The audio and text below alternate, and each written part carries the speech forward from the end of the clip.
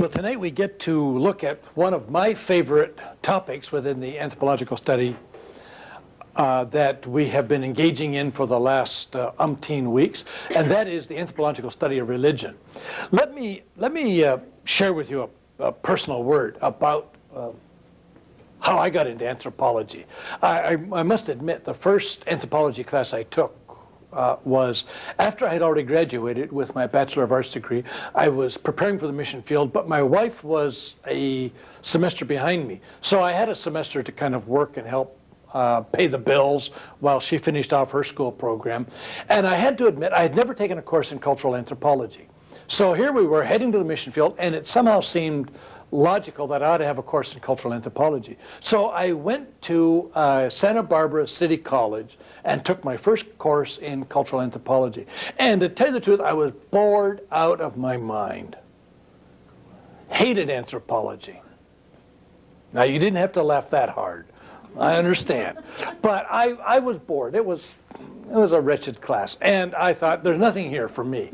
So I managed to get a passing grade, and off to the field we went. And it was while I was doing my first term of service that I realized that, you know what, I need to be able to understand the implications of culture. I need to be able to look at these people much more extensively and thoroughly than I can now do. I need some more training. And so it was at the end of my first term of service that we came back, and I went into graduate school and began to study anthropology under a Christian anthropologist, a man who had been a missionary for years, who studied anthropology, brought the two together, and all of a sudden I began to see the relevance of this discipline to missionary work. And frankly, it excited me. It also excited me when I realized that the manner in which anthropology was being related to the communication of the gospel, there was also a parallel movement that was showing the relationship between culture and theology, culture and faith. And I must admit, at this point, two very keen interests in my own life began to come together.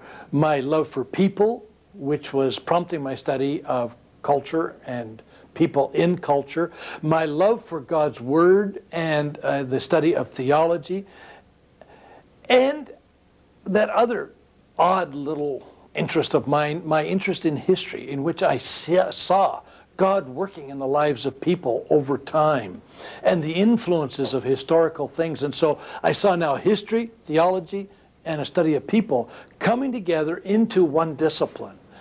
And it was a very exciting time for me, and it renewed my desire to become an expert in the field and prompted me ultimately to go on for my doctoral degree.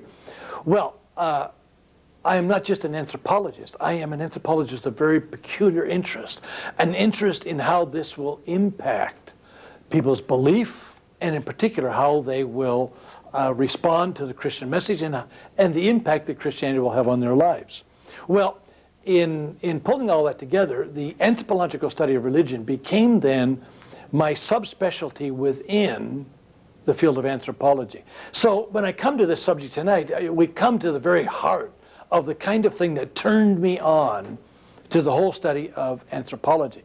And I find myself both excited and frustrated, because I have to cut the thing that has become the major focus of my career down to 2 short hours, see, and to be able to pack it all in without overwhelming you.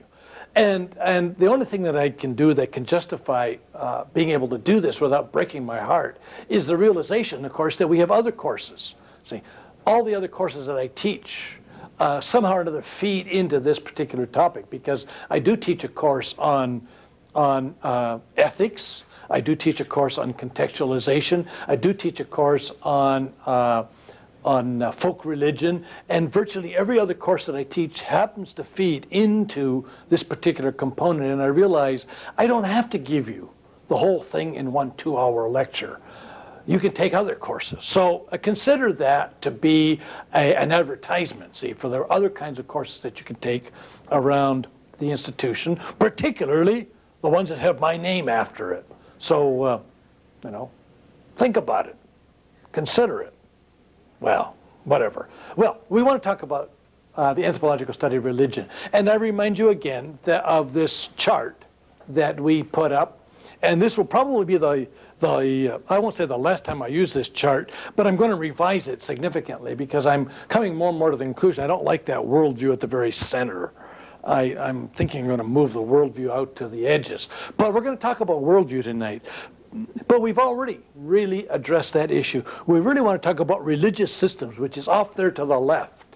And we talk about individual, shamanistic, communal, and ecclesiastical. What is all that? Well, we'll find out tonight.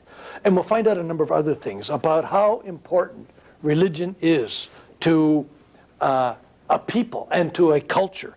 And we want to look at 6 very, very distinct topics tonight. We want to look at the purpose of anthropological study of religion. We want to look at the whole question of the study of people's cosmologies, at their ritual system, at the consequences of faith, at the whole matter of the impact of belief on culture.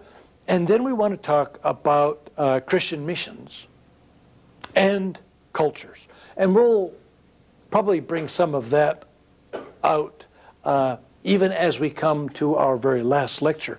But we want to talk about the total impact of missions and culture. So with that kind of overview, let's begin to talk about the whole question of the anthropological study of religion. And as we seek to look at the purpose behind the anthropological study of religion, we have to recognize that there is a significant difference between the manner in which anthropologists do intellectual inquiry and the manner in which theologians do theological inquiry. They use 2 very different methodological approaches.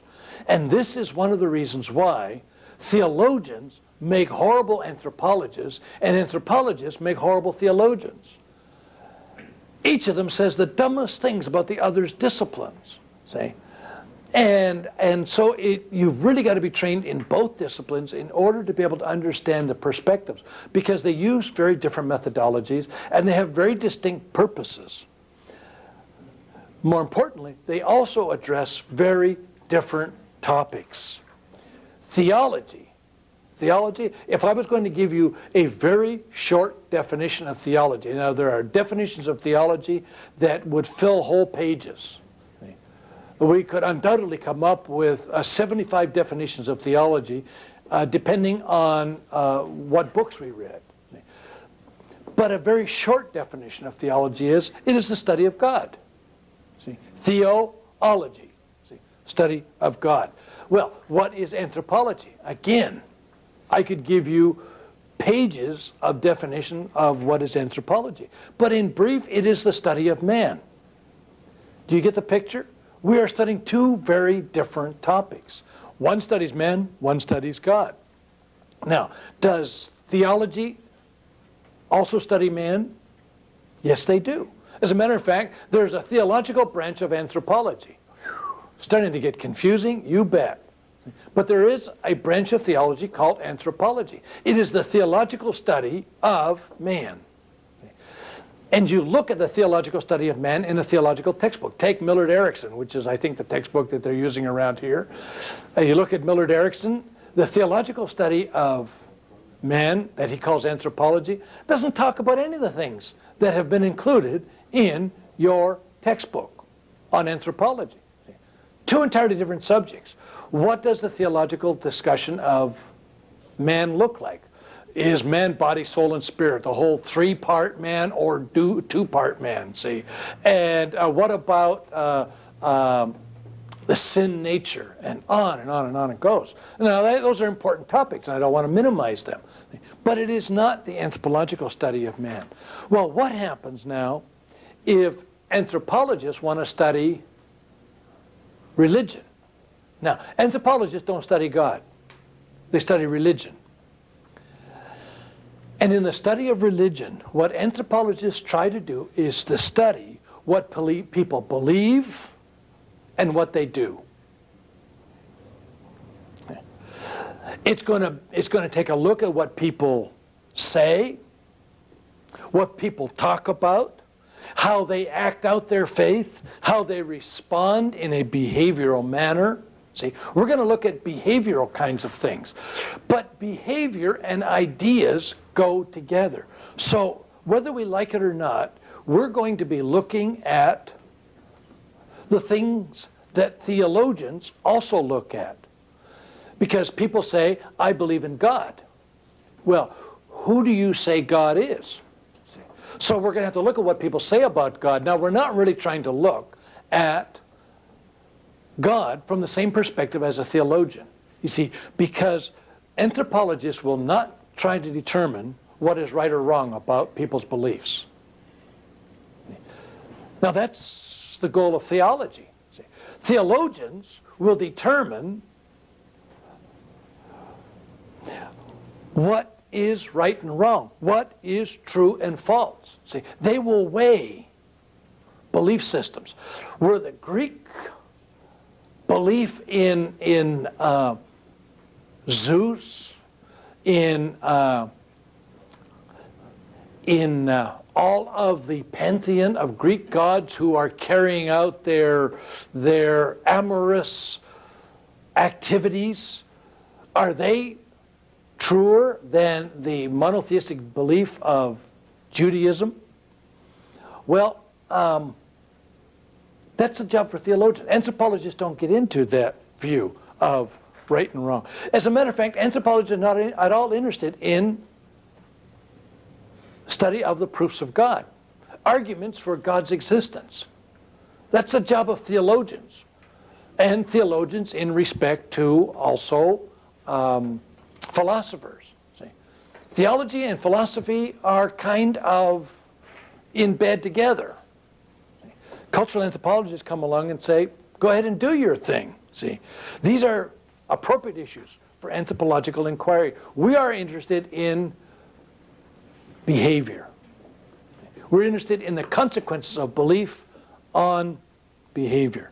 So, anthropologists are going to look at an entirely different subject matter and from an entirely different perspective.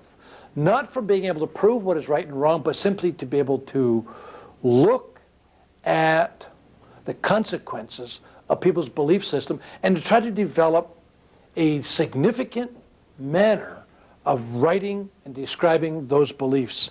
Now, as a consequence, anthropologists will focus on a series of very specific kinds of questions, and we want to talk about those questions. There are how many of them? 4 of them. 4 questions that they're going to ask. The first question that anthropologists are going to ask is, what do people believe? They're going to have to become involved in an examination of how people conceptualize the supernatural world. Every culture believes that something is out there besides us. That besides human beings, besides the animals, besides the plants, there's something out there. See? And that something, what is it? See? Now, how do they identify that? What is it? That's what we're going to have to look at. That's going to be an analysis of their cosmology. How do they organize? See? That other world, the supernatural world, the realm of the spirits. The second question that people are going to ask anthropologists is, how do people express those beliefs? Once we've analyzed their belief system, their cosmologies, who they acknowledge is out there, the next question is, what consequence does this have for expressing those beliefs, primarily in the form of rituals? But more than just rituals, patterns and motivations for behavior. We want to look at these behavioral responses to our belief in the other.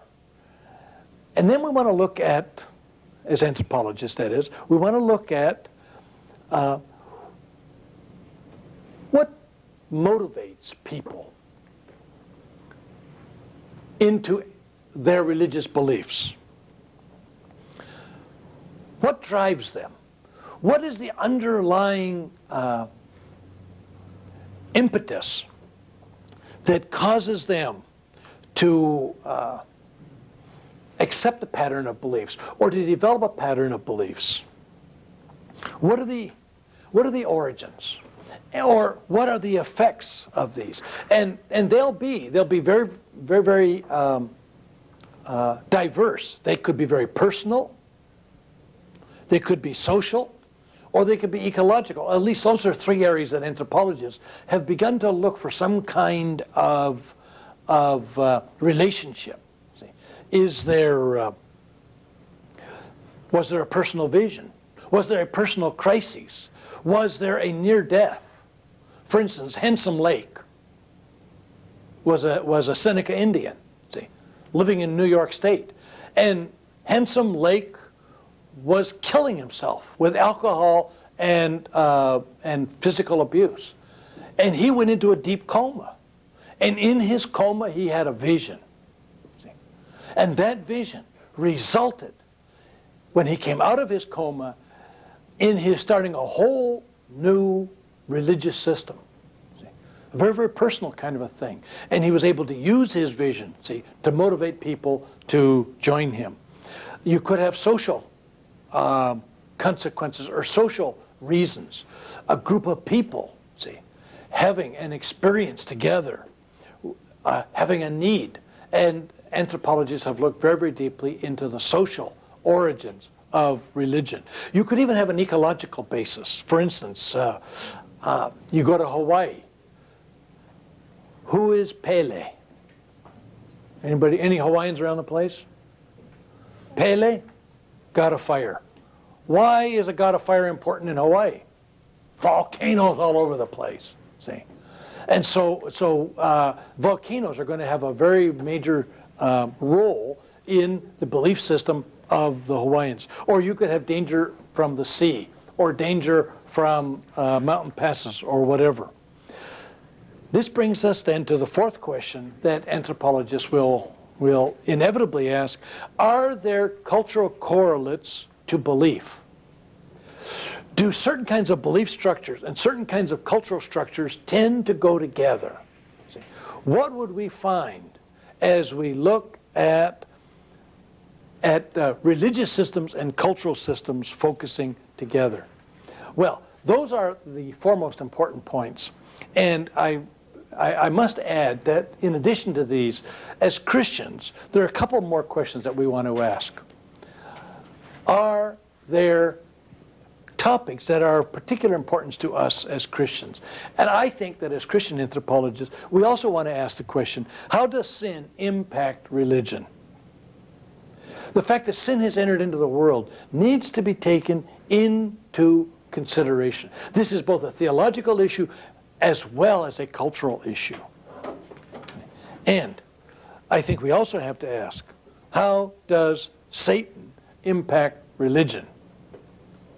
Well, that fly that you have all been fighting over has finally found his way up here. So I get to wave at him now. All righty. How does Satan impact religion?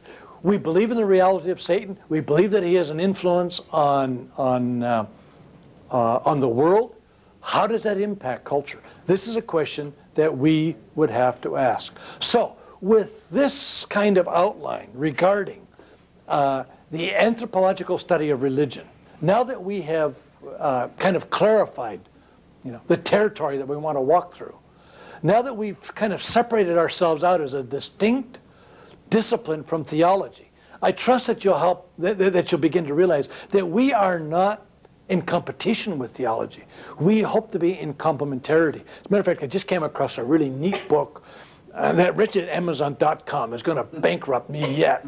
But I came across this book and I looked it up and I got to have it. So I pushed that wretched one-click order and boom, 3 days later, there it was. And I'm already drooling. I can hardly wait for the semester to end, for the last papers to be graded, and to be able to put my feet up during the summer and to be able to delve into this new book. Because the author here promises that he's going to deliver a new way of looking at the Gospels, a way that will help to keep theologians from overshadowing the implications of the Gospels by helping us to see an anthropology that flows through the Gospels. Ooh, juicy stuff. I love it when guys talk about the ability to integrate, see, theological inquiry and anthropological inquiry, and he's promising to do this. And I can hardly wait for you all to run off for your summer vacations to allow me to get into this book. And undoubtedly, if it's a good book, I mean, it could be horribly disappointing because sometimes they get that way. They promise more in the first chapter than they can deliver. But if it's a good book, see, it'll become part of my lectures and maybe even be incorporated as a required text. But that's getting a bit presumptuous. But summer is a great time to get renewed and get excited about the discipline. And some very exciting things are happening. Well, where do we want to begin? We want to begin with those 4 questions that we've talked about. And how do we look at a people's cosmology? It seems to me that if we're going to look at their cosmology, we have to go back even further to their worldview assumptions. What do they believe constitutes the nature of reality? What do they believe constitutes the nature of the world in which we live? Their worldview assumptions will determine their belief system. So let's look at what those worldview assumptions might be. It seems to me that you have at least 2 fundamental worldview assumptions you can begin with. One is what I call naturalism, and the other is what I call supernaturalism. Now, nobody has ever quite divided worldview up into these simple categories, and perhaps it's because it's such an oversimplification. They'd say, oh, Hayward, what a jerk you are. You have made something very, very profound into something horribly simplistic. But, well, let's try it. If this becomes a bifurcation, a dichotomy, if you would, into 2 possibilities, naturalism versus supernaturalism, whichever we embrace will become then the foundations for our belief systems that will emerge. For instance, if we embrace a naturalistic worldview will lead us then to either scientism or atheism. That is, a naturalistic worldview will point out to the fact that there is no God, and we can then embrace atheism. If, on the other hand, we take a naturalistic worldview, we start looking for natural laws, mathematical laws, laws of chance, see, laws of evolution. We will look for naturalistic explanations for cause and effect, see, because we're great believers as individuals, as human beings, in cause and effect. And we will look then for scientific laws, we will not look for supernatural reasons, and we will be very skeptical of any supernatural causes. Now, we've got this other class that I teach along with Clinton Arnold and John Kelly on contemporary issues in spiritual warfare. And we got a lot of psych students in there. I won't ask you how many of you are psych students. Now, I have a healthy respect for psychology. And as a matter of fact, the reason we've got John Kelly in there, because his head is a counseling clinic, he's a marvelous psychologist. But one of the things that we're discovering is that the psych students have a real hard time sorting out, see, what is natural and what is supernatural. To what extent is human behavior under the influence and control of supernatural beings like angels, demons, Satan, the Holy Spirit? Now, how much of it is just a good old nature, sin nature, or bad habits, or trauma, or emotion, or whatever, see? And so they struggle with this issue of what is naturalistic and what isn't, see? And so they move very, very decidedly toward an agnostic camp, embracing a naturalistic worldview. Now, that's not intended as a criticism. That's just an observation. Well, what happens if you take a supernatural point of view? Supernatural point of view, we are looking at personal versus impersonal. What do I mean by personal versus impersonal? That is, that the nature of the spirit world is that it is either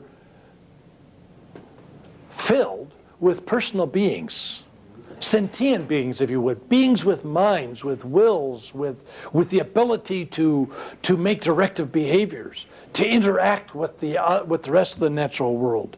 Or it could be an impersonal world. That other thing that's out there, see, may not have a mind at all. It may be something else, impersonal. We'll see what the consequences would be. Well, if we embrace the fact that the other that we sense is out there is personal, then we end up with religious systems that could be either deism, that is the existence of a God who is distant. He created everything and kind of walked off and left us on our own. Or it could lead us to a theistic perception of the world. And if we accept a theistic view, well, we could have monotheism, we could have polytheism, we could have any number of creatures, deities of some sort, that are out there taking care of the universe. See? We could embrace an approach that sees the world as being filled with spirit beings, either ancestors or nature spirits. We could go to either ancestor veneration or a belief in ghosts, or we could go to a belief in spirit beings that constitutes what we call animism. So, depending on our worldview assumption, we will fall into certain kinds of categories. Now, if we embrace the concept of an impersonal supernatural presence, what is the automatic consequence of that? If we embrace an impersonal belief, then we believe in the Force. Good old Star Wars stuff, see. May the Force be with you. What is the Force? See. Well, some kind of cosmic energy, I guess, see.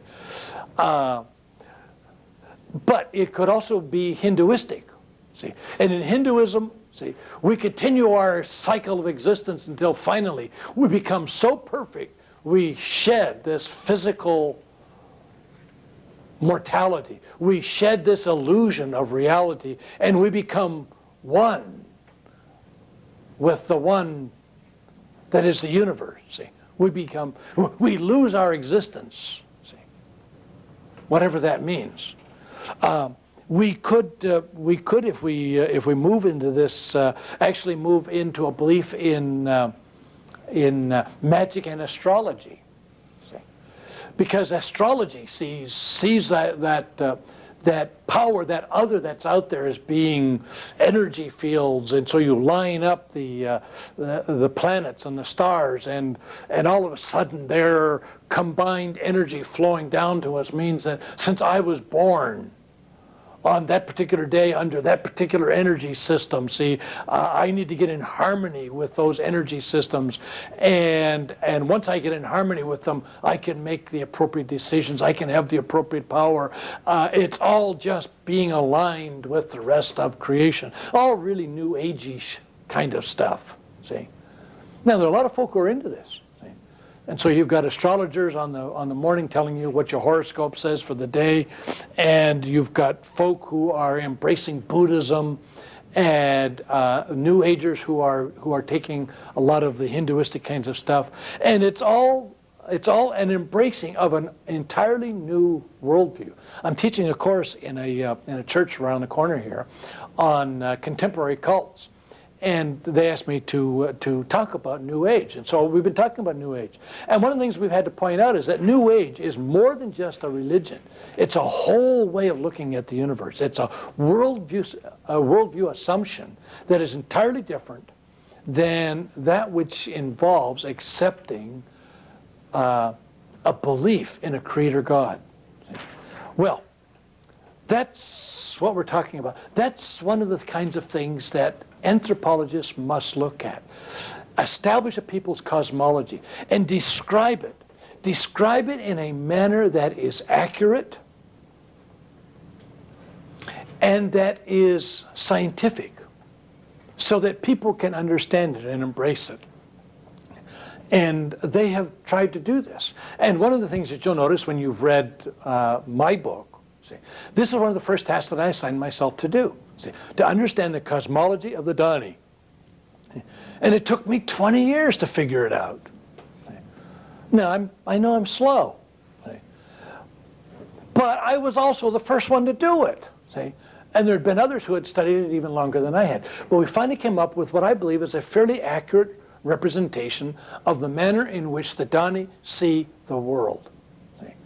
We developed an analysis of their cosmology. Well, once you've established this, then you can know how they begin to relate to those beings that they've identified out there in the universe. And that brings us then to the study of rituals. We ask the next question: how do people express their beliefs? Now, I'm taking it quite logically, according to a scientific, empirical way of study. They would not go about it so systematically, but however that may be, we want to look now at rituals, because rituals will be an expression of how people seek to relate to what they've identified out there. So, we want to look at two things. We want to look at the function of rituals, and we want to look at the forms of those rituals, because form and function are going to be two important components for understanding behavior. See, what do they do?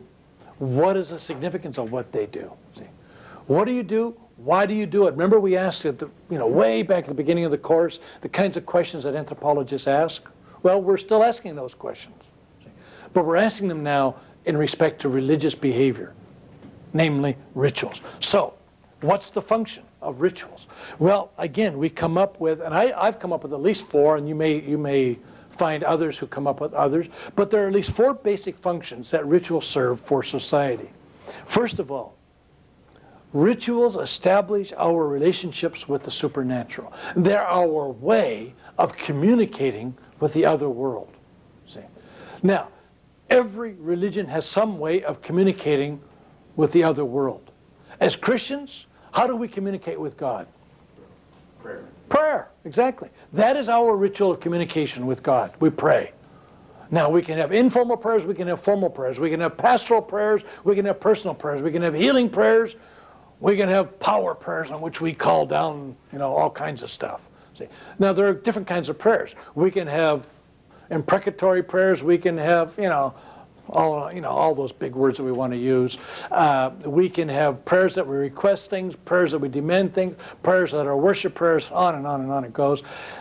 But they're still prayers. See, we put them all in the category of prayers. Now, there are some folk that they don't pray. See, they have seances. Okay, we'll all put our hands on the table now, and you get a little bowl and you look into it, a glass or a water dish, and so we do seances.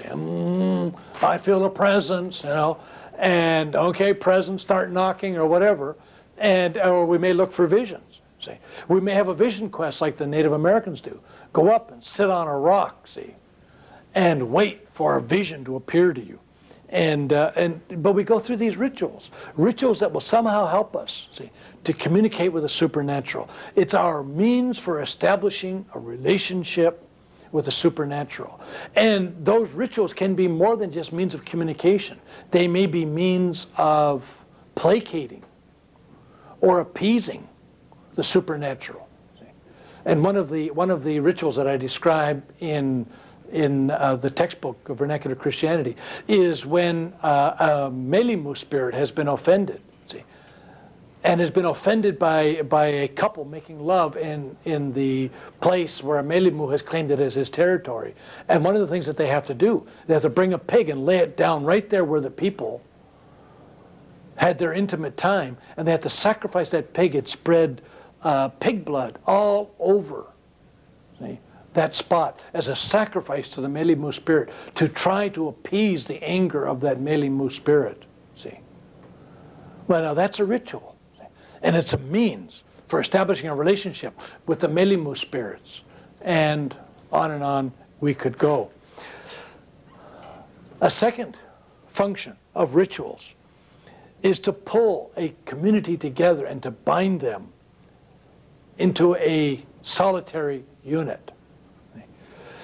Somehow or another, rituals must help us to unite our shared lives. And so rituals are often called rituals of solidarity.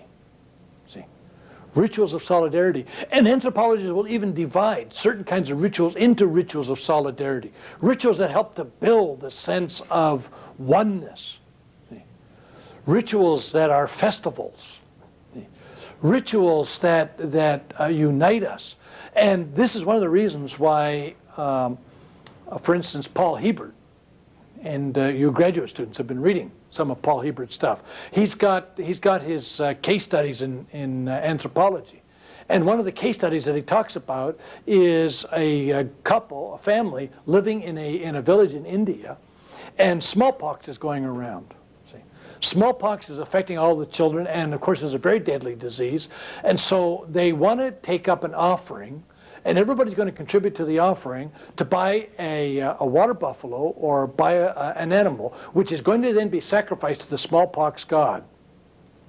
And this will then appease the anger of the smallpox god, allow their children to then recover from the smallpox epidemic that's sweeping the village.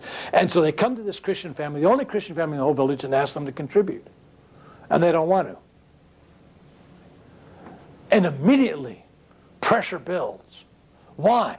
Because not only is this a religious ritual, it's a ritual of solidarity that says we as a community want to be united in our desire to find release from the smallpox scourge that's going through our community. And you, by virtue of not wanting to participate, are dividing us and weakening our ability to appeal to the smallpox god. Well, you got major problems here.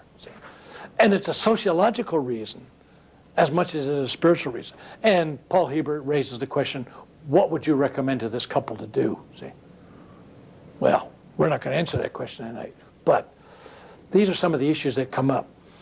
Rituals also allow us to express the faith of the community. Somehow or another, our faith is strengthened when we do more than just simply nod. When we do more than simply give mental assent. When we invest more time and energy and activity in our faith, we strengthen our faith. Our faith is immensely reinforced as we invest energy in it. And one of the things that ritual does is it becomes then a focal point for us to invest our energy. For instance, the family that prays together stays together. Have you ever heard that little phrase? What does that mean? What does that mean? Well, it means as we pray together, as we worship together, as we go to church together, as we put time and effort into our faith, we are also doing things that are bonding us, see, that are reinforcing those things that are a part of our mind. I've decided I want to listen to more praise hymns. See? Going back and forth on the freeway, I've been listening to KFWB and getting the news, and I'm so totally caught up on the news, and I'm fed up with getting caught up on the news. See? So I've programmed my radio now to some praise channels. See? And so as I go back and forth now, I'm listening to music. And you know, I find my soul is immensely restored. My spirit is immensely lifted. Instead of listening to the traffic reports, which I can't do anything about anyway, or about the latest homicide or grossness in the Los Angeles region, I'm hearing about things that are reinforcing my faith. And ritual allows us, see, to express our faith. We are actually able to show reverence for God by bowing our heads, getting down on our knees, saying, God, I submit my will to you. You know what? As you do all of those physical things, you reinforce, see, that commitment. See? And you empower it. And I think that's part of the controversy that's going on the campus right now, and we'll talk about that later on during our break. Because I think this is the major difference between evangelicals and sacramental expressions of the Christian faith, because sacramental people, see, practice it much more through the actual doing of things, whereas those of us who are evangelicals tend to just give mental assent to them. Well, a fourth characteristic is that it becomes a channel for the power of our faith. Folk are convinced that prayer really does change things, that rituals really do connect us to the supernatural, that something really does happen when we engage in a ritual. See? Now, what happens when believers pray? See? Does anything happen? What happens when more than one person prays? Now we've got some very interesting things happening. We've got the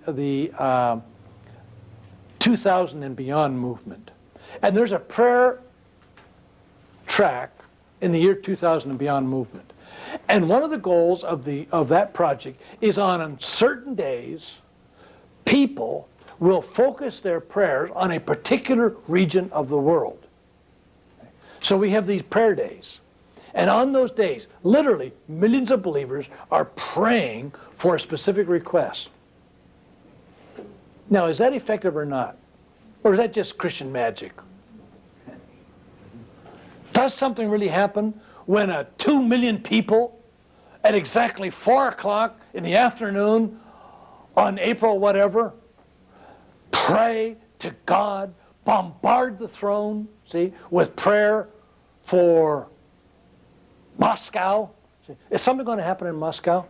Well, God wants to happen, it's going to happen no matter who prays or how many people pray. And if He doesn't want it to happen, it's not going to happen. I mean, you can pray for years for something that didn't happen, but it doesn't have to happen. Okay. See, now, there are folk who are convinced that this does. See, where 2 or 3 are gathered in my name, there am I in your midst. Well, does that mean He's not here when there's only one? What's the meaning of that verse? See?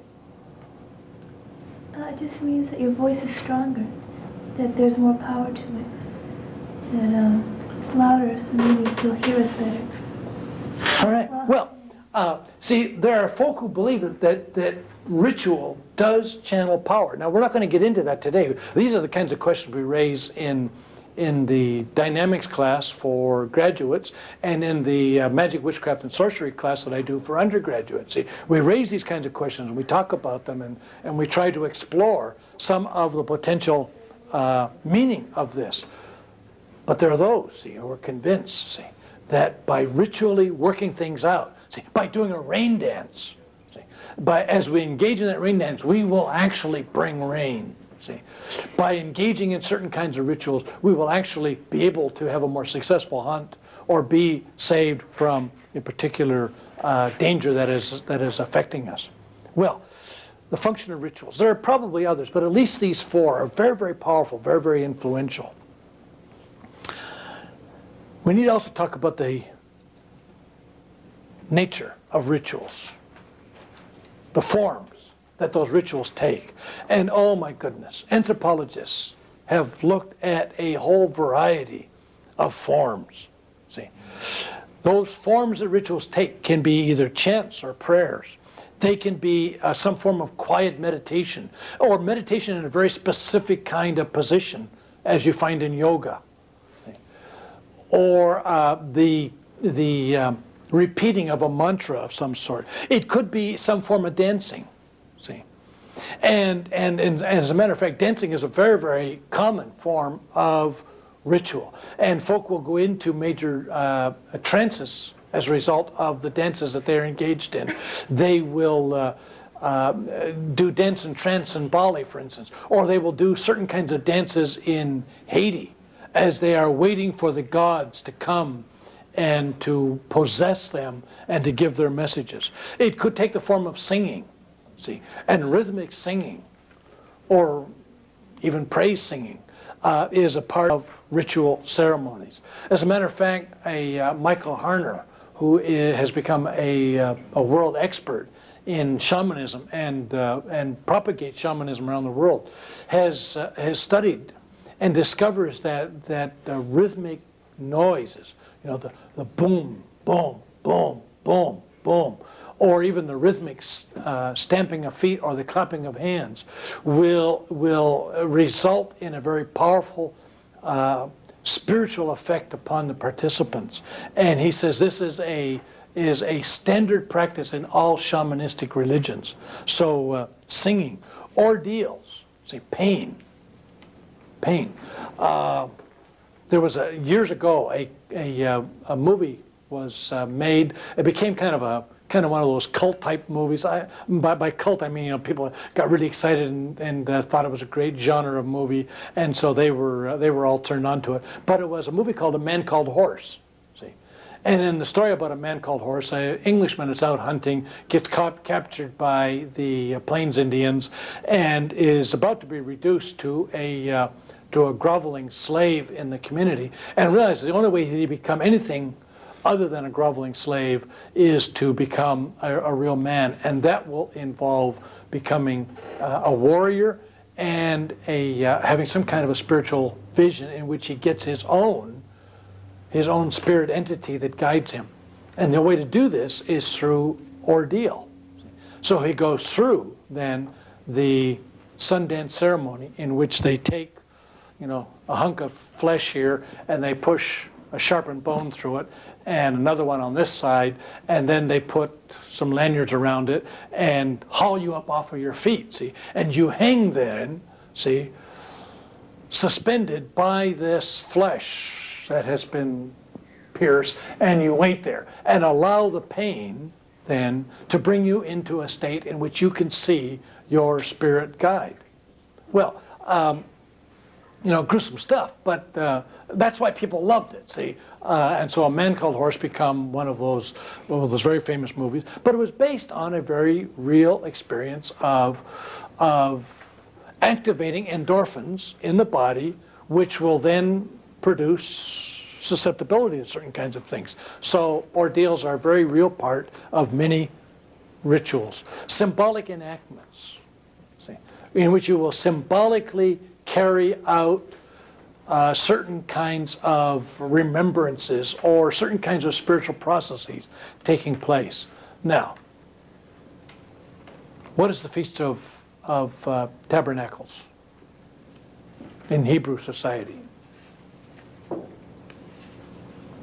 I'm going from memory here, so I hope somebody can help me out. Otherwise, I'm in trouble. The whole world's going to know I don't know my Bible. Is it not the time when they celebrate the fact that Moses was about ready to lead them into the wilderness, and they had to live in temporary shelters, and the Hebrews remember the Exodus, see, by living in these temporary shelters? Well, whatever that festival is, that's what I'm thinking of. See, what they're reenacting here, see, all the little kids go out and they have these little things, they build them out in the backyards, and they have these little temporary reed shelters, and they go out there and they sleep out there for the night, and they have just a little bit of bread, and they remember the Exodus from Egypt and the start of their trip to the Promised Land. Now, they're reenacting, see. They're reenacting that whole experience with God. Well, these are symbolic enactments, and it's part of the whole nature of a study of ritual. Well, one of our goals as anthropologists is to accurately describe the rituals of people, see? To follow them, to watch them. Now, there's a real problem with this. At least I find it a real problem as a Christian anthropologist. We want to accurately describe them, but at the same token, I'm not sure that I always want to be involved in some of these ceremonies. See? I'm not sure I want to watch a spirit possession take place in a voodoo ceremony. There is a bridge here that I'm not sure I want to cross. And at least one anthropologist, a fellow by the name of Moody, actually went up and joined the Church of Satan in San Francisco, participated in their rituals, became a full-fledged member of the Church of Satan in order to be able to record the satanic rituals of the Church of Satan. I don't think I want to join this group, thank you. I don't think I want to have sex with a woman dressed as a nun on an altar in which I, urinate into a chalice. Thank you anyway. That's going too far. But the principle of becoming accurate, I think, is sound science. And while I would not encourage it, and I'm not sure that we need to know everything about all these rituals, we do need to be able to have a scientific manner for describing people's rituals. And anthropologists have sought to do that through their methodology. Well, what happens now? If we discover their cosmology, we discover their rituals, what else do we want to look at? We still have not explained the why question. See, we are a people, see, who want to know cause and effect. We want to ask the question, why? Why are people doing what they do? What is it that prompts us, see, to these religious behaviors? We've discovered what they believe. We've discovered how they worship and carry out their rituals. We still don't know why. Some or another, inquiring minds want to know. See? And so we've got to take it that next step. And anthropologists have begun to look at a number of possible explanations. They've looked at the psychological causes, they've looked at the social causes, they have looked at the ecological causes, they have looked at a variety of possible reasons. And one of the things that has emerged here is that it is impossible for us to sort out the question of origins for faith versus the consequences of faith. For instance, does fear account for the origin of faith, or is fear only one of the issues that faith addresses? See? Or is fear a consequence of faith? Now, anthropologists have tried to tease out the answers, and they have been horribly ineffective. A sociologist / anthropologist by the name of Durkheim has done the most to try to develop a methodology, see, for all of this. And for a while, Durkheim's anthropological approaches were very, very popular, and they continue to be widely accepted. But what we discovered is that we cannot jump to conclusions that simply because we see something happening, that the answer that it provides is the cause for that behavior. And this was the judgment of a lot of early anthropologists. So what we want to do now is we want to look at some of the manner in which anthropologists have tried to tease out an answer regarding this matter of cause and effect in religious behavior, religious belief. So let's talk about the personal, or if you would, the psychological. What are some personal reasons, psychological reasons, why people want to believe in God? See? The psychology of religion, if you would. See? And psychology has a branch of psychology that deals with the psychology of religion. Well, what does religion do for us individually? Well, it helps to resolve some of our unknown questions. See? We don't like answers. Why? I don't know why. We want to know why. We want to probe to the very core. We want to know what the cause and effect answer is, because we want to be able to keep that from happening again, or perhaps repeat it. See? Why did I get an A on this test? I don't know why I got an A. I didn't do anything different. Oh, yes, I did. I gave a big offering at church last Sunday. Next time a test comes up, I'm going to church, big old 50 right down there in the offering plate. Yes, I'm going to do fine on this test. Don't even need to study, see. Didn't work. Darn. Now I got an F to make up. But you see, we try all these answers because we want to know why. We don't want to live in ignorance. Ignorance is our nemesis.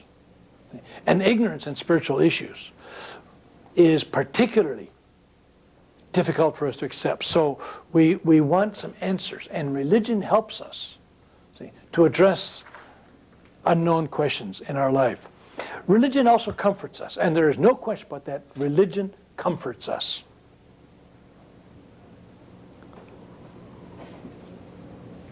We often sing of how we have trials and afflictions, how we're burdened down, see. We have all kinds of books, Streams in the Desert, a devotional, see. And we need some kind of comfort. We need some kind of help.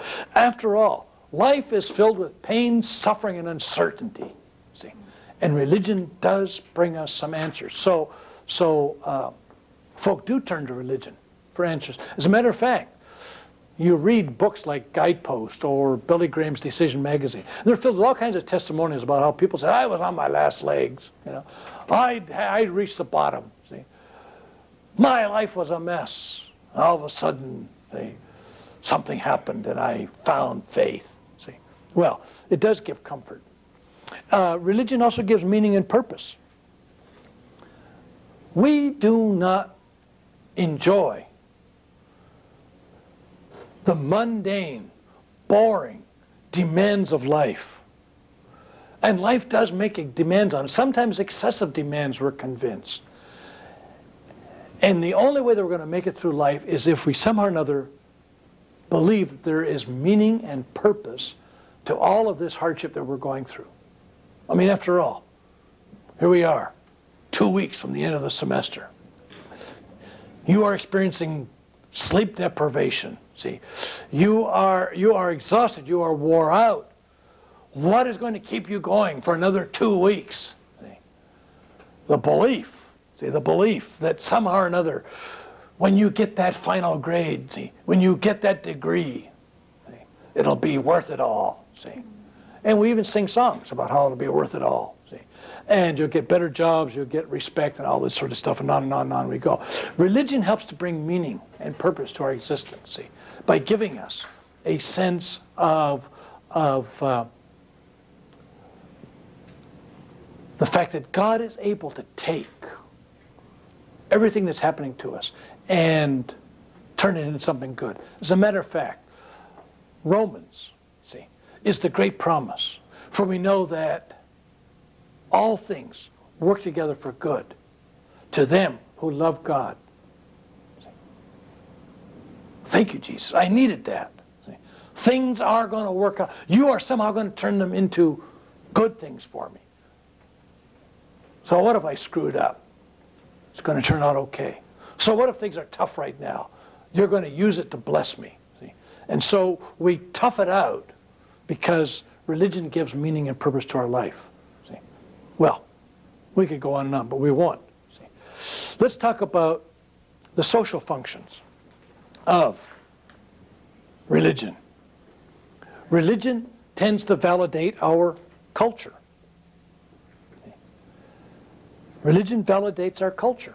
It validates the way we do things. It validates us as a people group. It gives a moral imperative to our way of life. See? So we look to our faith. See? As a matter of fact, many societies embedded religion at the very heart of the culture by making the leader divine. See? So the pharaohs were literally gods.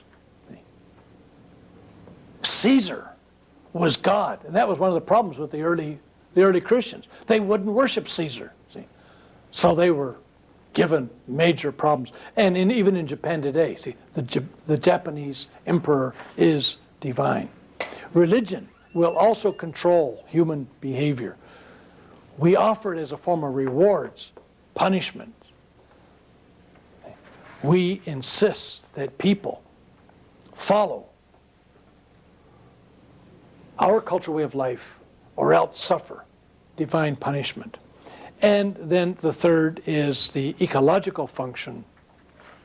And the ecological function will be that of promoting balance with nature. In other words, we will try to enhance the success of us and our lifestyle, of our ability to be a people who are successfully dealing with the problems of life. religion has this very, very powerful function. Well, there is just one problem with every one of these solutions. You know what that problem is? None of them addresses man's deep spiritual longings. None of them addresses the fact that we have been created for the purpose of having fellowship with God. See? And until we are in fellowship with God, we have a spiritual hunger that absolutely will not be satisfied by anything else. And that's a point that anthropologists completely miss. See? They look at all these ecological, psychological, social reasons, and they only get part of the picture. See? Because while those may be true, we have this very deep need within us. And Pascal probably had it fairly right when he said there's a God-shaped vacuum in the heart of every man that cannot be satisfied by anything other than God's own divine presence. You know? Renee, right on. All right, let's take a break. And we'll come back and we'll talk about cultural correlates and mission at the end of our break period. As we come to the topic of cultural correlates of belief, this is the area that has probably fascinated anthropologists more than any other single topic within the study of religion. And that is this whole question of what is the relationship between religious practices and cultural systems. Now, anthropologists have developed a specialized kind of language, and they have often used terms that have also been used by other disciplines, and one of those terms is the term cult. And anthropologists have tended to use that term in a manner that's quite different than the way in which it is being used by theologians or people who are religious leaders in other denominations. When theologians talk about cults, see, and we have members of the Talbot faculty who are cult specialists. We are talking about an aberrant religious group, a group that differs from orthodoxy. See? So when we talk about these kinds of things, we're talking about Mormons, we're talking about Jehovah's Witnesses. These are what they mean by cults. Or we may even want to talk about Satanists or Wicca or some of these other new religious movements. We call them cults. Now, inevitably, whenever a theologian uses the term cult, he's using it in a negative, pejorative fashion. A cult is something that's bad, something that we try to banish from our fellowship.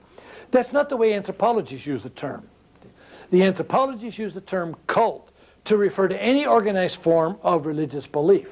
See, so a church, see, a Christian church would be considered to be a cult in the anthropological sense of the term. Now, because of the controversies that that term raises, I do not use that term around this campus. It becomes simply too much of a point of controversy and misunderstanding. But you need to understand that term as you read anthropological text. They are not using the term in the same way that theologians use it. So, your text talks about various kinds of cults. That is, various kinds of religious organizational systems that are appropriate to various kinds of cultural systems. So let's use it from the anthropological perspective in the time that's ahead of us here. They talk about individualistic cults.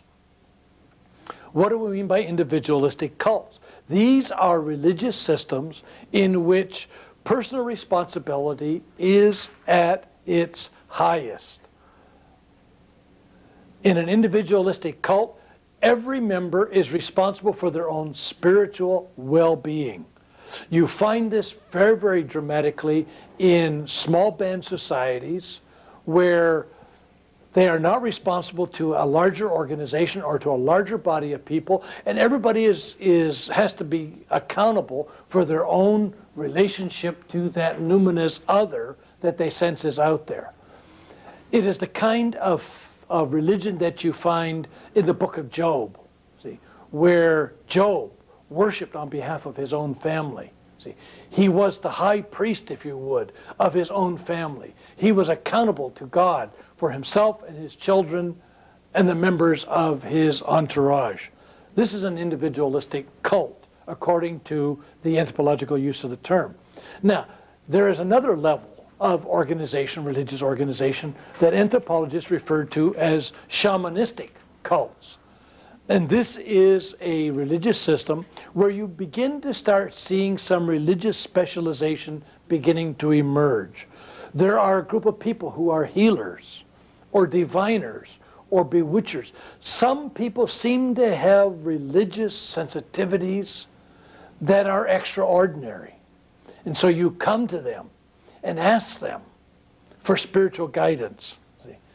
And when you have such individuals, they then become the healers and the leader in religious rituals. These are the people who develop a certain kind of renown. They may even spend extra time learning spiritual rituals and practicing them and finding out which works best. So you have the existence of shamans. Now, Korea was an example of a shamanistic religious system. Korea 200 years ago, 150 years ago. And a shamanistic tradition continues all through Korea even to today. Well, as you look through your textbook and as we read about the higher and higher levels, you then move on to what is called communal cults. And this is where extended family and community is important. And in the communal cults, you start having things such as ancestral worship. This would be typical of the systems that you find in China, in Buddhism, even in Japan. You start finding it in larger tribal groups where there is an importance on contacting the ancestors or the ghost of our ancestors. So you start having communal cults, and the family and the community begin now to engage in the acknowledgement that there is a clan spirit, or that there is something that is important now for us as an entire group, and we must now begin to do things together as a community. See? So you start having community shrines, community ceremonies, that will represent the life of the entire community.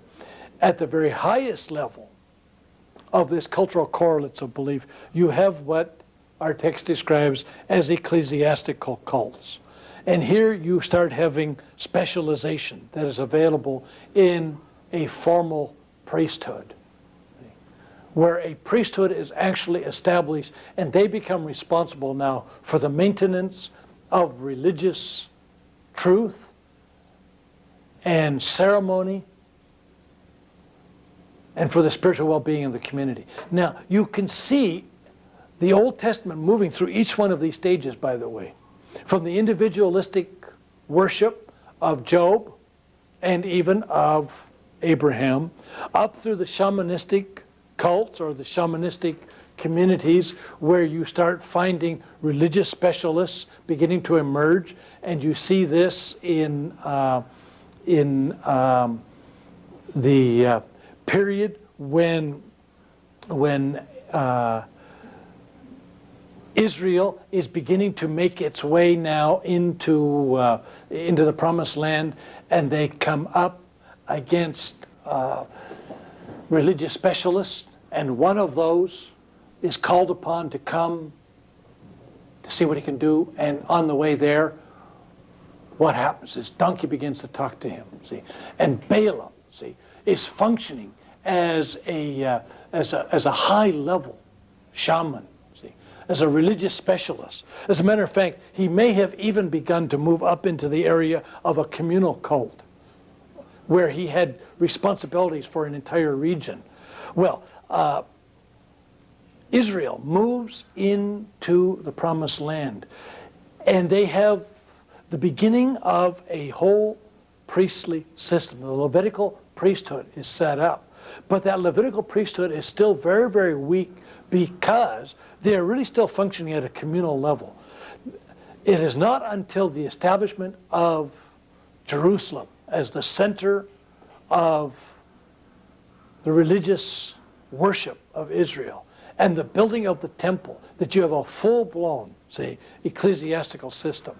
And the church actually begins to move through some very interesting phases and very quickly moves its way up into an ecclesiastical system with the formation of a very hierarchical church, see, with a pope at the top, archbishops, bishops, all the way down to priests, all the way down to monks and lay folk. And you have the replication then of an ecclesiastical system. Now, Christianity has moved through these, Judaism has moved through these, and other religious systems have moved through them as well. The interesting thing that anthropologists like to point out is these systems correlate with levels of social organization. The complexity of social organization, the nature of leadership will correlate very, very closely with the type of religious system. And the question that is raised then is religion nothing more than a mirror image of the society? And is religion nothing more than a mirror image of society? And is religion the creation of society? This is the question, see, that Durkheim raises. And the answer has all too often been yes. And our response has been no. See, while religion does mirror the society, while religion does serve the needs of society, while religion often is the creation of society, because Romans tells us that humanity, in its sin, has rejected the truth of God and has created its own forms of worship, has created its own gods, has chose to worship the creation rather than the creator. See, there is a sense in which we do create, see, a system that is compatible with our culture. It is also true that in order for us to worship and to follow God, we do so in a manner that is compatible with our cultural system. This is how God speaks to us and how we speak to God. And so it is natural that there is a correlation. This is not at all unusual. The truth of God's existence must be seen as something much more than simply a correlation that is superficial. We need to go to the deeper bounds. And this is where we must take the Christian approach to the anthropological study of religion. We have to ask, how does sin impact religion? And we discover that sinful humanity, according to Romans 1:21 and 23, does create its own system.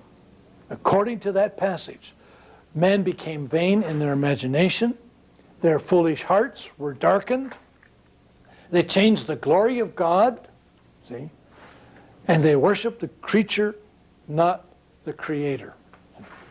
So, we have, Durkheim was right, see, but only partially so. There is an element of truth in their observations.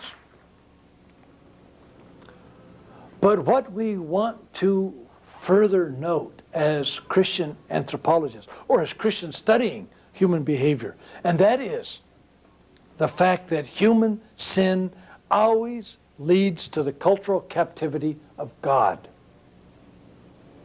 you hear what I just said? Human sin always leads to the cultural captivity of God. God has always been far greater than we could imagine him. He has been, what do we use the term? Supra-cultural. He's always been above culture. But you know what? One of the things that we have sought to do through our human limitations and our human sin has been to try to pull God out of his place of glory, pull him out of his place above culture, and to put him into a box that is comfortable and compatible with our culture. And we've always tried to captivate God and make him the servant of our culture, and more particularly of our own desires. And J.B. Phillips really hit the nail on the head when he talked about your God is too small. See, every culture has sought to captivate God and make him their personal cultural God. And do you know what? God will not allow that. God will not become the tribal God of any one society. And we have sought to make him our tribal God. Therefore, the goal of Christianity has always been, and must always be, to break the bonds of any cultural captivity. God is not an Englishman. And I can tell you now, he's not an American either. See? And whenever we try to make God too American or too English, there will be a revolt within the church, and there will be a breakout branch of Christianity that will seek to make God bigger than what we have tried to reduce him to. And do you want to know something? In many respects, the Reformation was a revolt against the cultural captivity of God by the Roman Church.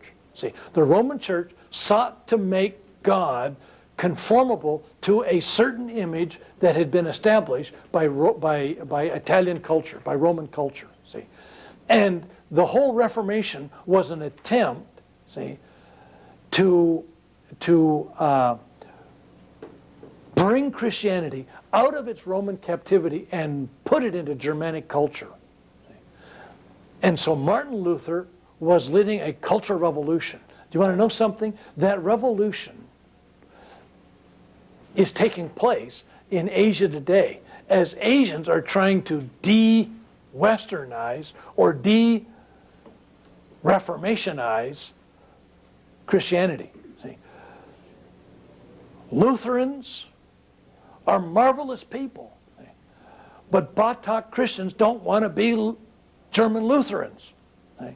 They want to be Batak Christians. And so there's this marvelous study, see, of how Lutheranism, how the Batak Christians in Indonesia sought to contextualize Christianity into a Batak form of Christianity that didn't require them to become German Lutherans. See? Much to the dismay of the German Lutheran Church that won them to the Lord. And the same thing is happening. The Reformation is continuing today. Why? Is it because we can't stand those old theologians? No. Marvelous, godly people. But as they broke through into spiritual truth, they also fell into the sin of contextualizing their faith to their particular time and place. And as a consequence, the culture captivated the faith one more time and tried to lock it in. And when it came to America, what did we have to do? We had to break the bonds of the Anglicization of Christianity, of the Protestant Reformation. And that's part of what we've been talking about here, the whole evangelical revival. See, America is at the lead of the evangelical revival. Why? To break through from that sacramentalism that was part of the Protestant Reformation that tried to break through from the Roman captivity. And now the same thing is happening, see, in third world countries around the world. See, they're trying to break free from the Americanization of Christianity. And the next question comes, are we willing to let them do that? Well, there's an awful lot of struggle. See, and I think we're experiencing some of that right now on our campus in the current controversy. Well, human sin, and the attempt to captivate Christianity and put it within a nice narrow box so that we can control it. How does Satan impact religion? Well, I want to point out the fact that, first of all, Satan is the object of all false worship. Satan is the object of all false worship. You can worship false gods, but you are in reality worshiping Satan. A second point that I would want to make is that Satan energizes the power of all evil and of all magic done in his name. So there is a spiritual reality that is indeed out there, and it is not good. A third point that I would want to make is that Satan blinds people to the truth.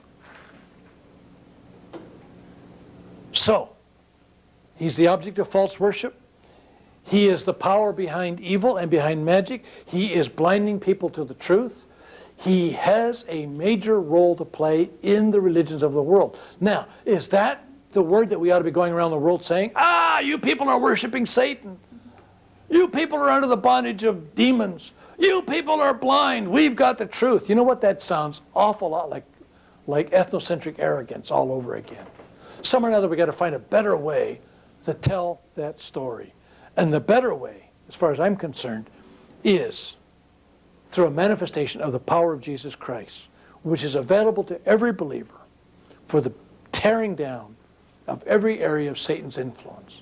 You see, love, power, and truth, as these are linked together, see, are the way in which Christianity needs to confront other religious systems. So, while we want to look at them, we want to examine them, we want to come up with an accurate understanding of them, we want to appreciate what's good in them, we also want to be conveyors of the truth of God's self-revelation, which we believe is implicit in the Word of God and in the person of Jesus Christ. Now, that is a position that is not acceptable in anthropological circles. Anthropologists are, for the most part, committed to a position of relativity. They are not committed to a judgment on what is right or wrong in religion. Therefore, they stand in bitter opposition to Christianity and in particular to missionaries. And as a matter of fact, they have made an accusation. They have said missionaries destroy cultures. And so the last point that we want to talk about here is this whole question of missions and culture. As we're talking about the anthropological study of religion, as we talk about people's religion, what about missions and religion? What about missions and culture? And we have to ask the question, do missionaries destroy cultures? No. I wish I could say, no, no, no, no, missionaries don't. Missionaries are wonderful people. See? Saints, all of them. See? Bless them. Lord, love them. See? But, unfortunately, missionaries can destroy cultures. It all depends on their strategy. See? Missionaries have been an effectively destructive power around the globe. I have watched it, I have studied it, I have to acknowledge guilty as charged.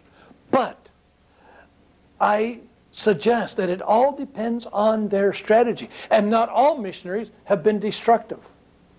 Some have not. What we want to do is we want to look at 3 missionary strategies that influence or that take a very distinctive approach toward culture. And that those 3 distinctive approaches will determine the extent to which they destroy cultures. All right? So we're going to look at 3 missionary strategies. And the first missionary strategy that we want to look at is the strategy which I call civilize then evangelize. And if you take this particular strategy, that our goal is to go into the world to civilize people and then evangelize them, then you must, of necessity, destroy the culture in order to reformulate it, transform it into your vision of what constitutes a civilized culture. Now, this is an attitude that has been embraced by a good many missionaries. It has been practiced for many, many generations. Let me give you an example. How many of you saw the film The Mission? Okay? Those of you who haven't seen it, cheap date, all right? Go rent The Mission, get your boyfriend, girlfriend, you know, pop that thing in, get some popcorn, and watch it, see? It's a marvelous movie, see? And it's about the Roman Catholic mission run by the Jesuits down on the border between, what is it, Paraguay and Brazil, I think. Well, anyway, down there. And it's to the Tupi-Guarani peoples. And they have come in. And the Jesuits are under extreme pressure. They are about to be disbanded because there's a controversy now between superpowers, at least the superpowers of the day, and the Jesuits are getting in the way. There's a big political struggle, and the Jesuits, who are known as the Pope's commandos, have fallen out of favor with certain other political groups, and they're about ready to disband the whole Jesuit movement as an order. And so they're fighting for their lives. And a group of dignitaries come now to this area, and they want to see what kind of mission work the Jesuits have been carrying out. And so they take them on this tour. And they show them the marvelous things that have been happening among the Tupi-Guarani people. See? They're making violins. Some of the finest violins of the world are made by these savage but converted peoples. See? And they're working industriously. They got banana plantations going, and they're showing a capability for work. And then they have this marvelous presentation where a young boy comes out, see, and he has to put on a musical presentation. And so he sings an Italian aria. And there he is, man, if I had to prove that I had a soul by singing an Italian aria, that's it, I'm done, I'm going straight to you-know-where, or else I'm nothing more than a monkey with clothes on, because I can't sing, I can't carry a tune. But here he is, he's singing, and the missionary turns to the visiting dignitaries and says, "Can anyone doubt that they've got a soul?" Okay, now, what were they trying to do? They were trying to civilize these people. Why? Well, because they can't really understand the complexities of the gospel unless they get educated, trained, civilized. So what was the approach of the early Catholic and even some of the early Protestant missionaries? Well, we got to teach them how to work. We got to put some clothes on them. Let's not even worry about the older generation. We won't even try to evangelize the older generation. They're too set in their ways. What we got to do is we got to get all the little kids, and we got to send them through schools, and we will educate them from childhood. And once we've educated them, then they'll be able to understand, see, the finer things about who they are as human beings, and then they'll be ready to be baptized. See, so we got to blow off the older generation and go for the kids. Now that became a missionary strategy for a whole period in the history of missions, and Protestants weren't much better. David Livingstone went to East Africa, see, to start a mission. You know what the name of his mission was? Well, it's popularly known as the Livingstonian Mission. But Livingstone didn't call it that. I mean, everybody else did. But the name of his mission was the Gospel and Plow Mission. Because we're coming with the gospel, but not just the gospel. We're coming with plows, with seeds. We're going to teach them how to farm, plant cotton, spin cloth, make clothes. See, we're going to civilize them. And they built rows and rows of English-style houses on land that was granted to them by the colonial government. And they taught Africans, see, to farm with plows and horses, and taught them to come to churches in top hats and long tailcoats. And the women came with little bustles on the back of their dresses, see. And the pride of the missionary agency was, until they turn around, you wouldn't be able to recognize them except as proper Englishmen, see. That's what it meant to become a Christian. See, they had to lose their old culture. They had to embrace the culture, see, of civilization. Well, yes, those kinds of missionaries did destroy cultures. Then there was a major reaction to that whole approach. And even at the time, there were those who had major reactions to that approach. There were those who said, no, we're coming out here to evangelize, see. And William Carey and Hudson Taylor said, no, We're going to drop all of these trappings of civilization, see? We are going to live like the people live, because our goal is to evangelize. What you've got to do is you've got to change heart attitudes. And once you've changed their heart attitudes, then they'll be willing to change the way they live, see? Then they'll be ready for civilization. See? So, go for this heart. Go for the soul. Go for that internal transformation. And then they'll start living together like proper Christians. They'll start forming real families. They'll start praying together, eating together, working together, transforming their cultural system into a truly Christian culture. See? They'll start sending their kids to school.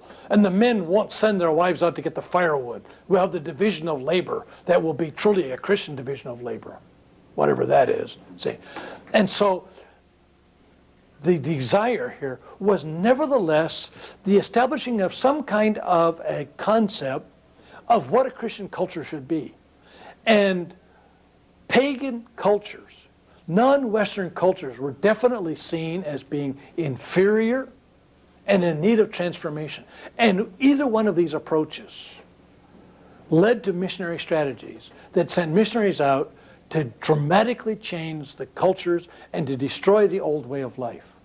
For them, see, transformation of culture meant transformation into a model that was being developed by the West. And there was this confusion of Western lifestyles as being synonymous with Christianity. Well, a third methodology that has been suggested, and this is a more recent one. This is something that has come up within the last 15 to 20 years. It's something that's new to our generation. Evangelize without cultural destruction or without cultural dislocation. It is not necessary for us to destroy cultures. It is not necessary for us to go in there and attack everything that they do as being sub-Christian. What we need to do is to go in, to be culturally sensitive, to study what they're doing, to understand what they're doing, to see what's good about what they're doing, and to raise certain kinds of questions. And the questions that we want to raise are questions about God's self-revelation. Who is God? Who are you? How do you fit into God's plans? And as we begin to talk about spiritual realities, about spiritual relationships, about who we are in God's total framework, yes, there will be some cultural changes. There will be some very dramatic changes. There will be some changes in attitude as to who we are. There will be some changes in attitudes as to what we ought to be doing about human life and about respect for human life. See? But there does not have to be, as you deal, let me put it this way, as you deal with human sin, there does not have to be some kind of conformity to a Western ideal. Let me really stick my foot in the fire on this one. One of the cultural correlates that has been associated with Christianity is that if you're going to be a Christian, you've got to discipline your children according to a biblical pattern. See? And the biblical pattern for discipline is that you should spank your children. See? Spare the rod, spoil the child. You know, isn't there a verse in the Proverbs that talks about this? So you've got to spank your children with a rod because the Bible talks about a rod. See, what's a rod? A rod is a certain kind of certain diameter. It can't be more than 3/8 of an inch. It can't be a switch. It's got to be a rod, and so it's got to be not less than 1/4 of an inch, not more than 1/2 an inch, and all this sort of stuff. And you've got to spank your children with rods, and that this is the Christian way to raise children. Now, I served in a culture that was not a spanking culture. People did not spank their children in Donny culture. They admonished them. They did a lot of things. It was what we call a shame culture, not a guilt culture. And there's a difference between shame orientation and guilt orientation. And there was a group of missionaries who were so incensed by the Donny way of raising children that they wanted to establish a Bible study that would be translated into Donny and used to teach all the pastors on how to raise your child as a Christian. see, that involved spanking them on the backside with a rod. Now, you want to know something? I walked out of those meetings. I said, I'm not going to have any part of this. That's cultural imperialism. That's trying to force the Bible to say more than you want. Now, I got severely criticized for it, and I may be severely criticized by a lot of other folk for that position. See? But I don't believe you have to spank your children to raise godly children. See? Japanese have been raising children for years and doing a fairly good job of it without spanking. And a lot of other cultures have been doing the same kind of a thing. And when those believers become Christians, they've been raising godly children without having to resort to spanking. And as a matter of fact, we may be operating very counterproductively in the extent to which we spank children. Now, I'm not going to get into spanking techniques here, but I think we need to look very, very seriously at what we consider to be the cultural element and the scriptural element. What is sin? I'm convinced that we can evangelize without destroying cultures. We are going to see cultures change, no question. They are going to be transformed. The Holy Spirit will transform individuals. That much is very evident. He will also transform entire cultures. And that's what we want to work for. But it is not our job to come in and to take an axe to destroy old cultural systems. This is a method that is no longer acceptable to us.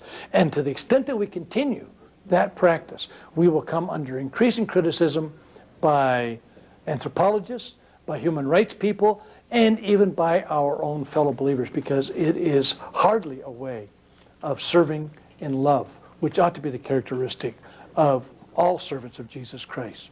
So with that, we come to an end. Biola University offers a variety of biblically centered degree programs, ranging from business to ministry to the arts and sciences. Visit biola.edu to find out how Biola could make a difference in your life.